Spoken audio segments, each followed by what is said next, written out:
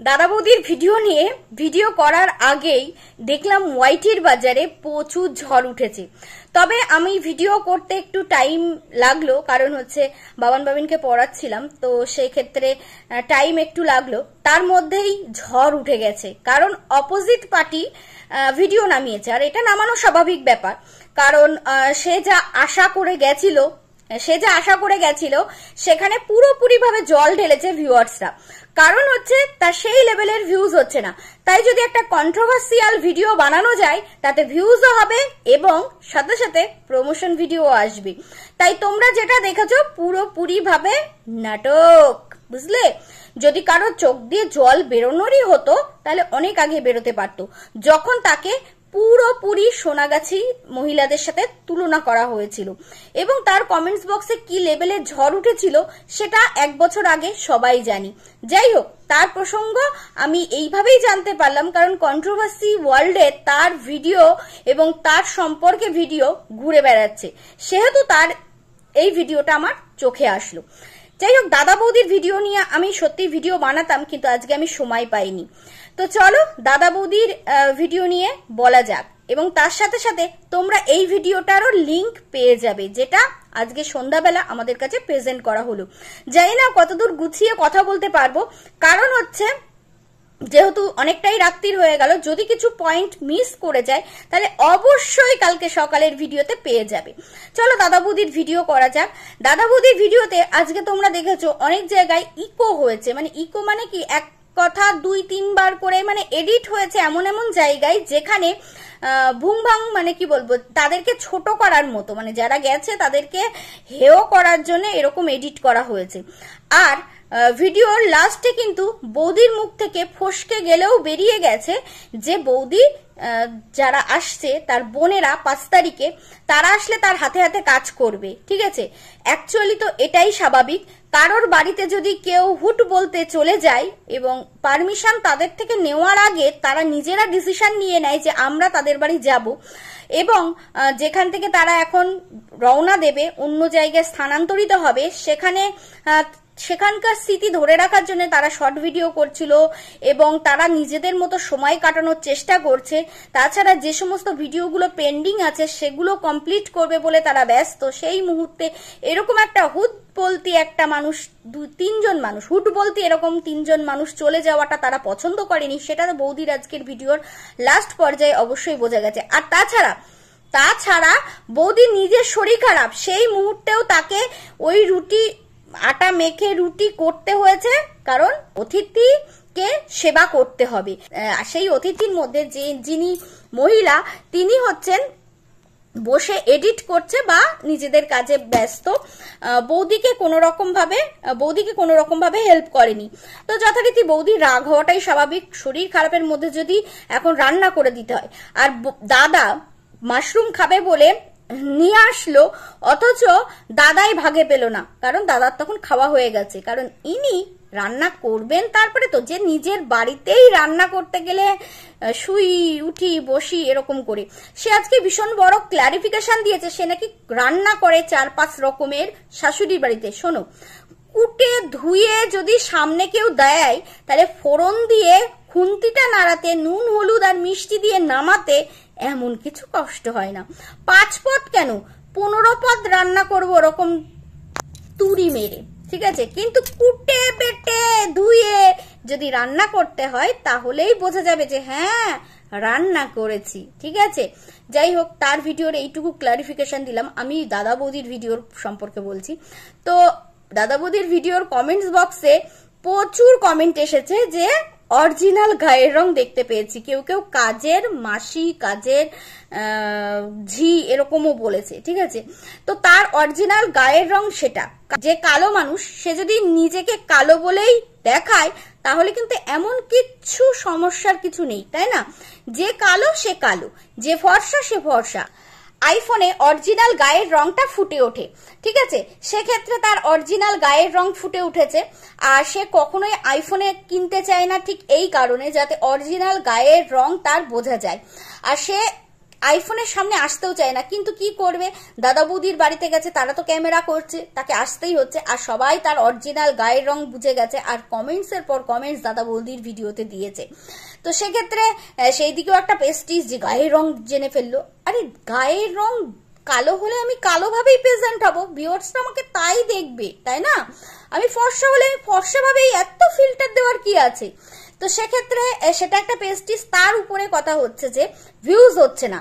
আর ওখানে বুঝতে পারছে যে দাদা না হোক বৌদি অ্যাভয়েড করছে, কারণ বৌদি কমেন্টস বক্সটা দেখতে পাচ্ছে, সেখানে ভিউয়ার্সরা তাদেরকে বলছে, মানে বৌদিকে বলছে যে আমরা কিন্তু এরকম ভিডিও দেখবো না, কেন তাকে উঠতে দেওয়া হলো। আর তাছাড়া বৌদিকে খাটতে হচ্ছে, দাদার কোনো ব্যাপার না, দাদার তো আর খাটনি করতে হচ্ছে না, সংসারের কাজকর্ম করতে হচ্ছে না, 3 জন মানুষের জন্য রান্না করতে হচ্ছে, তাদের জন্য খেতে দিতে হচ্ছে, তাদের জন্য রাত্রিবেলা এক্সট্রা করে রুটি করতে হচ্ছে, কারণ ওরা ভাত খাচ্ছে, এদের জন্য আবার রুটি করতে হচ্ছে। তো মেয়ে মানুষের তো কষ্ট হবে। তাছাড়া যার শরীর খারাপ, সে উঠতে পারছে না, সেখানে এই যে ইনি কোনো কাজ তো করে দিচ্ছে না।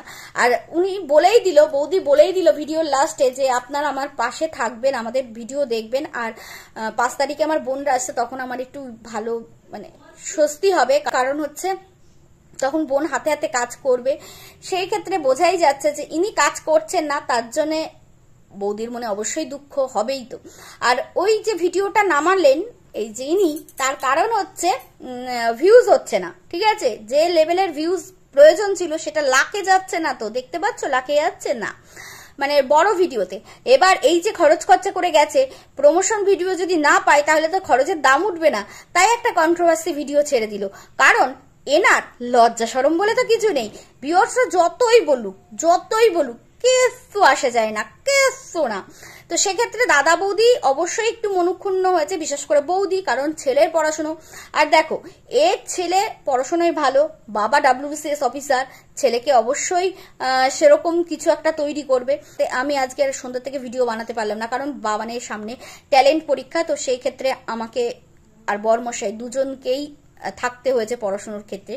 তো আমি যার জন্যে সন্ধ্যাবেলা দোকানও বন্ধ করে রাখি, এখন দোকান খুলি না, একবেলা দোকান খুলি। তো আমরা আমাদের সন্তানের কথা ভাবি, চেষ্টা করি, এবার পুরোটাই তো হচ্ছে ওদের উপরে। কিন্তু আমরা বাবা মারা যদি হাল ছেড়ে দিই যে ঠিক আছে টিচার যা করবে করবে, তো সেক্ষেত্রে তো সেটা হয় না।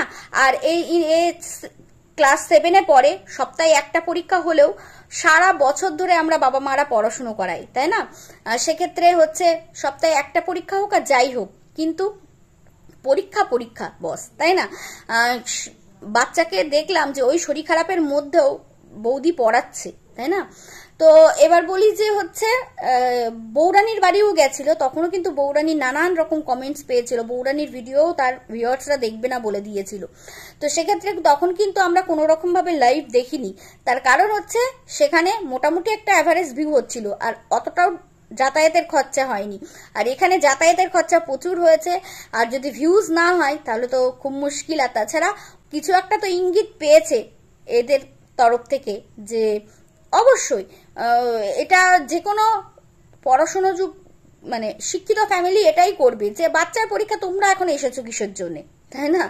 তো এটাই হলো ব্যাপার। আর সেই জন্যে এরকম একটা ভিডিও আসলো, এবং যাতে ভিউয়ার্সদের উপরে দোষ দিয়ে এখান থেকে কেটে পড়া যায়। এরপরে দেখবে না আর দাদা বৌদি এই নামটা শুনতে আর পাবে না তোমরা, আশা করা যায়। আমার সিক্স সেন্স যতদূর কথা বলছে, আমি যতদূর তাকে চিনি, তাতে এরপরে দাদা বৌদি শুনতে পাবে না। এক এক করে জীবন থেকে সমস্ত সম্পর্কগুলোকে ছেটে ছেটে ফেলে দিয়েছে, যখন যাকে ব্যবহার করা হয়েছে তখন ব্যবহার করে ছেটে ফেলে দিয়েছে। তো এরপরে দাদা আর বৌদি শুনতে পাবে না।